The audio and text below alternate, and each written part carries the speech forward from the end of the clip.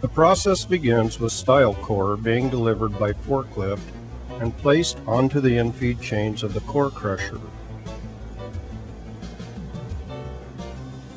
The load is indexed between the crusher blocks and the safety gate is closed to prevent material from being expelled while the load is broken between individual core blanks.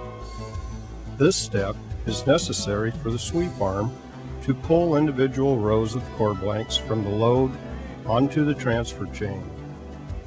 Once the braking process is completed, the safety gate can be raised.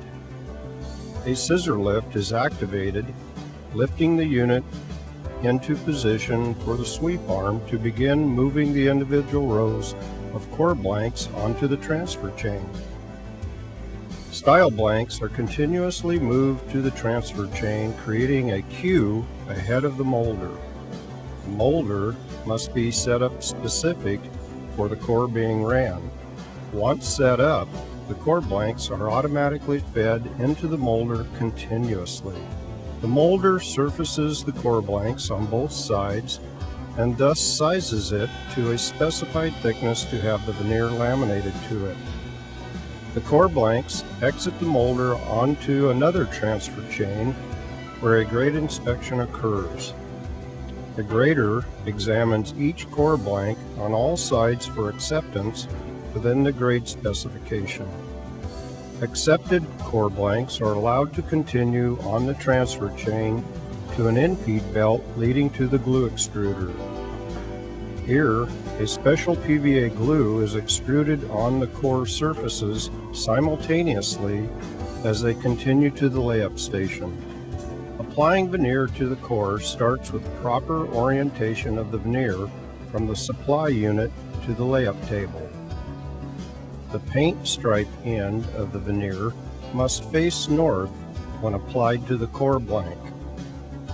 Each veneer has one face marked with either an arrow or chalk mark indicating that face to be applied to the glued core.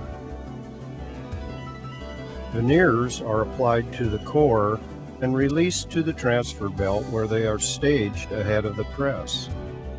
When a press load has been assembled and staged, the system automatically senses completion of the staged assemblies and completion of the previous press load. At that moment, the system transfers completed styles out of the press and stage style assemblies into the press. When the transfer is complete, the press closes automatically and starts the next pressing sequence. Completed styles exiting the press travel down another transfer belt leading to the end trim saw.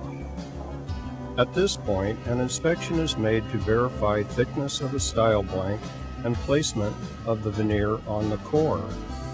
Mislaid veneer on core blanks are removed and sent through the process again. The end trim saw cuts the style blanks to an exact length as required. From here, the style blanks are transferred to a belt, taking them through the veneer trimmer where excess veneer is removed from the sides of the style blank. Styles exiting the veneer trimmer flow to the restacker where they are reassembled into a unit. Styles are randomly selected at this location for a final quality check. Length is checked with a tape measure along with another thickness check on all four corners with calipers. The measurements from the calipers are sent electronically to a computer where they are recorded. The operator can review the measurements and make adjustments to the process to control thickness. Identification and labeling of the styles is the final step.